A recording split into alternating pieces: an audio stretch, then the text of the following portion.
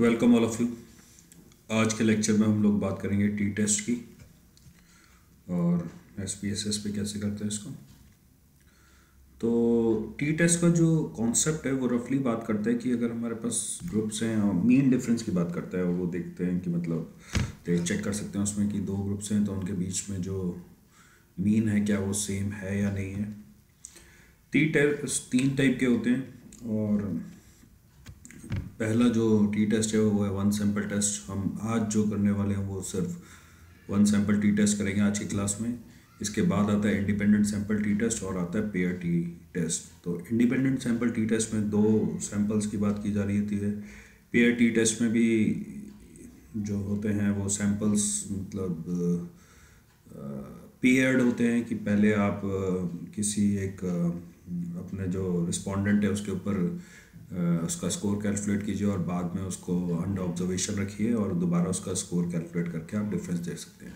One sample T test में क्या होता है कि एक सैंपल है हमारे पास और एक स्पेसिफाइड वैल्यू के अगेंस्ट उसको चेक कर रहे होते हैं हम लोग कि वो मीन उसका उस स्पेसिफाइड वैल्यू तक है या फिर नहीं है। तो one sample T test concept यही है, एक सैंपल होता है और स्पेसिफाइड वैल्यू तक हम लोग चेक कर रहे होते हैं उसको। अब टी टेस्ट के कुछ अजम्पशंस भी हैं। तो अजम्पशन की बात करें तो यहाँ पे अब मुझे जो अपनी डेटा फाइल है उसको उस पर काम करके आपको दिखाना चाहिए कि कैसे कैसे ये सारी चीज़ें हो सकती हैं। तो आइए देखते हैं।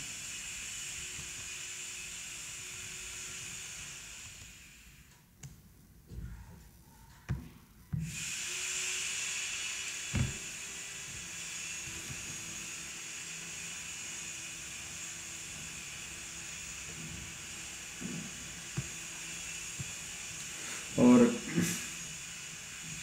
ये है हमारी डेटा फाइल। दो वेरिएबल हैं, पहला वाला वेरिएबल तो सीरियल नंबर है तो इसकी कोई हमें ख़ास ज़रूरत नहीं है इसको समझने की, और दूसरा है किलोमीटर्स वाला।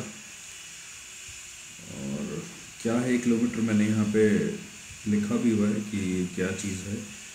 एग्जाम्पल जो है वो ये बात करता है कि royal tyres has launch a new brand of tyres for tractors and claim that under normal circumstances the average life of tire is 40,000 kilometers. A retailer wants to test this claim and he has taken a random sample of 8 tires. He tests the life of the tire under normal circumstances.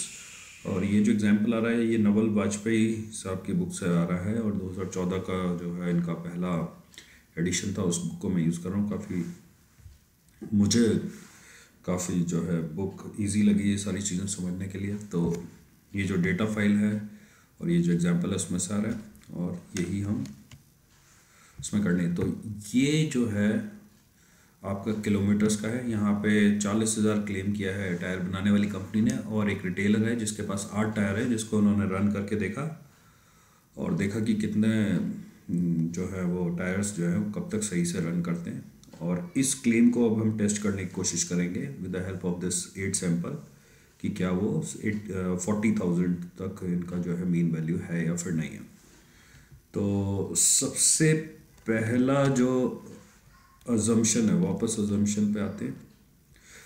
सबसे पहला है dependent variable should be metric. तो metric होता है continuous आपका, और यहाँ पे जो हमारा डिपेंडेंट एक ही वेरिएबल मान के चलूँगा। इस सीरियल नंबर इसकी कोई ज़रूरत नहीं थी लेकिन सैम्पल फाइल में दिया हुआ था तो इसलिए मैंने इसको एज इट इज़ उठा लिया है। तो इसको इग्नोर भी कर सकते हैं आप लोग और इग्नोर करना ही बेटर रहेगा। तो ये है हमारा डिपेंडेंट वेरिएबल और कंटिन्यूस डेटा होता है कि जो कंटिन्यूसली मतलब वैल्यूज़ ले सकता है। तो ये चीज़ें तो देखने से समझ आ रही है कि डेटा जो है ये कंटिन्यूस है और वैल्यूज़ वैसे तो इसमें पॉइंट्स में नहीं है लेकिन पॉइंट्स में भी आ सकती है तो कोई दिक्कत नहीं है। दूसरा अजम्पशन जो है डेटा आर इंडिपेंडेंट। तो इंडिपेंडेंट डेटा की बात करें तो पहले और दूसरे तीसरे चौथे किसी भी टायर का एक दूसरे में कोई ऐसा रिलेशन नहीं है कि एक के ऊपर टेस्टिंग की तो दूसरे के ऊपर कुछ इफेक्ट पड़ेगा। ये जितने भी हैं सैम्पल्स 1 से लेकर 8 तक ये सारे इंडिपेंडेंट हैं और टेस्ट किए गए। तो दूसरा भी ठीक है। तीसरा और चौथा ये टेस्ट ऐसे हैं जो कि हम इसमें देख सकते हैं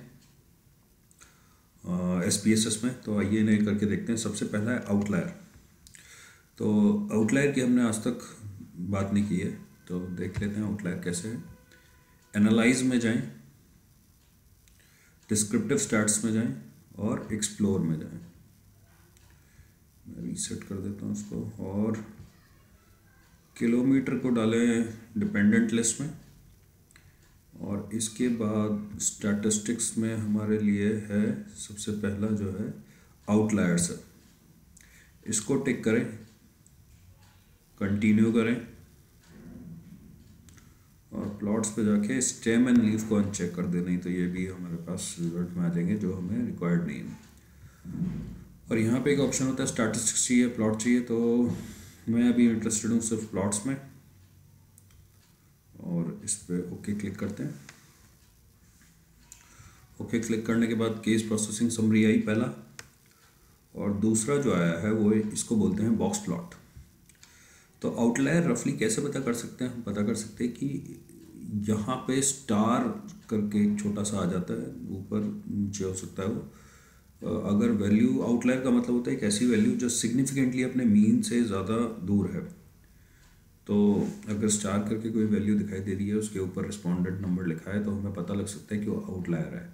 कई बार वो सर्कल से भी आता है, जिसको पोटेंशियल आउटलायर कहा जाता है, तो सर्कल के साथ आउटलायर आ सकता है, लेकिन इस केस में कोई आउटलायर नहीं है। तो ये मुझे लगता है कि मैं सेपरेटली एक और वीडियो में डील कर सकता हूँ आपको ज़्यादा बेटर समझने के लिए।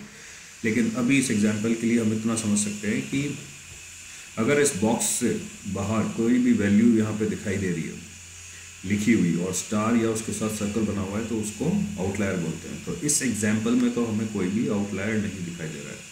तो हमारा जो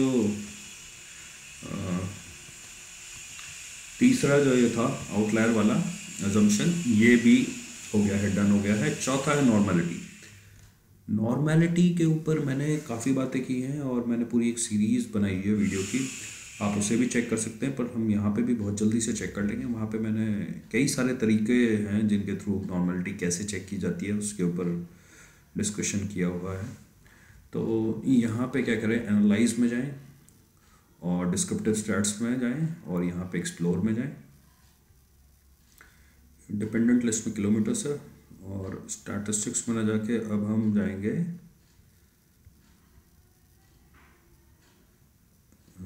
प्लॉट में, और प्लॉट में स्टेम एंड लीफ अनचेक है। नॉर्मलिटी प्लॉट्स विद टेस्ट में जाएं, कंटिन्यू करें, और हमें अब स्टैटिस्टिक्स चाहिए, प्लॉट्स नहीं चाहिए। क्लिक करें ओके पे, और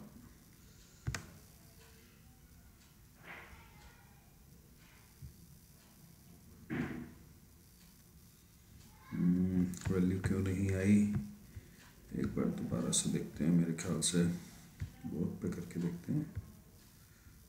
ये ठीक है, normality plots with test, okay.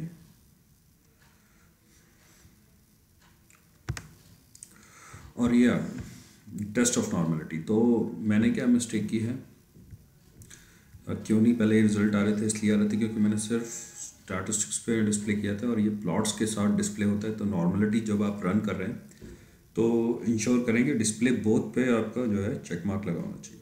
Okay, और दोबारा रन हो गया है, सॉरी। तो शपीरो-विल्क टेस्ट की मैंने बात की थी। ये वैल्यू अगर 0.05 से ऊपर आती है, नल हाइपोथेसिस बनती है यहाँ पे शपीरो-विल्क टेस्ट की, कि नल हाइपोथेसिस है कि डेटा आपका नॉर्मल है। तो अगर 0.05 से वैल्यू ऊपर होगी तो डेटा नॉर्मल है। तो ये भी टेस्ट हमारा यहाँ पे जो है मतलब प्रूव हो गया कि हमारा डेटा जो है नॉर्मल डिस्ट्रीब्यूटेड है। तो अजम्पशन की अगर हम बात करें तो हमारे चारों अजम्पशन यहाँ पे सेटिस्फाइड हो गए हैं। इसका मतलब है कि अब हम प्रोसीड कर सकते हैं वन सैम्पल टी टेस्ट के लिए। और ये फार्मूला है इसका, अगर आपने मैनुअल कैलकुलेशन करनी है, बट यहाँ पे मैं मैनुअल कैलकुलेशन की बात नहीं करूँगा। ये एग्जांपल है, ये स्टेप्स हैं, तो स्टेप्स तो हम लोग यहाँ पे खुद करके देखने वाले हैं। तो SPSS फाइल में हम लोग गए,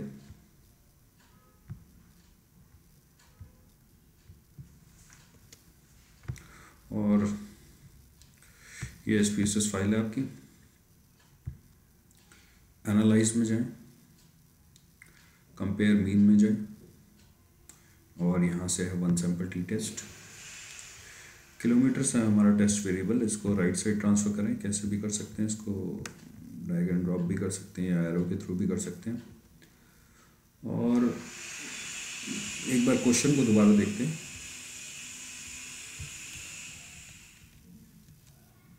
यह है क्वेश्चन। तो क्वेश्चन में कहा गया है कि एवरेज लाइफ जो टायर्स की क्लेम की जा रही है रॉयल टायर्स के थ्रू, वो 40,000 किलोमीटर की जा रही है। तो ये हमारी स्पेसिफाइड वैल्यू है। और 8 जो टायर्स हैं हमारे, retailer wants to test the claim and has taken random sample of 8 tyres.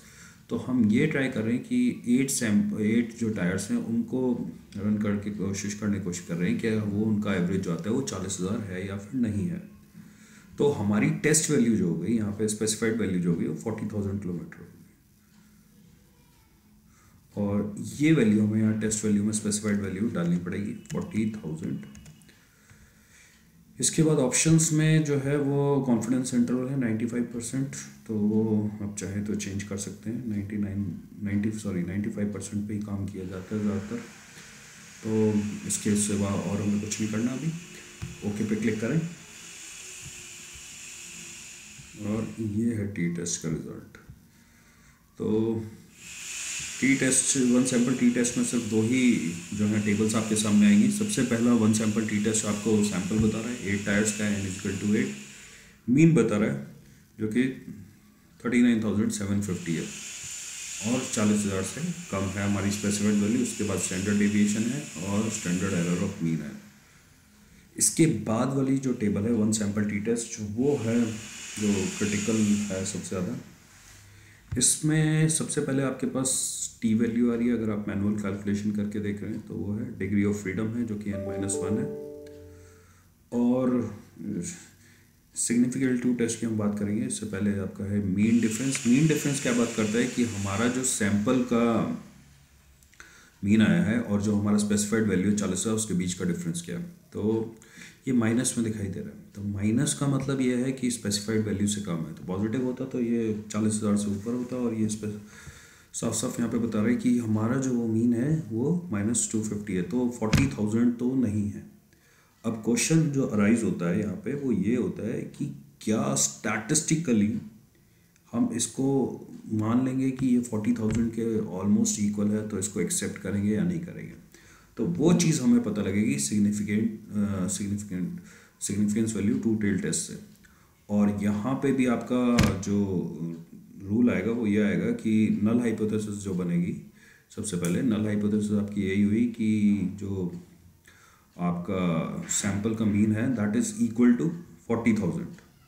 और ऑल्टरनेट हाइपोथेसिस नहीं कि वो 40,000 के इक्वल नहीं है टू टेल टेस्ट के लिए। तो अगर आपकी सिग्निफिकेंस वैल्यू पी वैल्यू अगर 0.05 से ऊपर है तो आपकी नल हाइपोथेसिस एक्सेप्ट हो जाती है।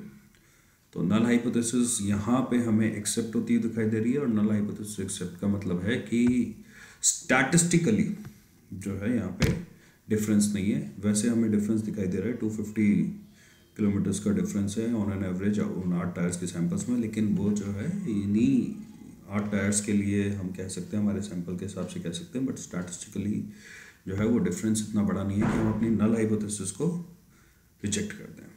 तो ये है आप कैसे वन सैंपल टी टेस्ट जो है SPSS पे रन करते हैं। और ये था हमारा आज का वीडियो। Thank you.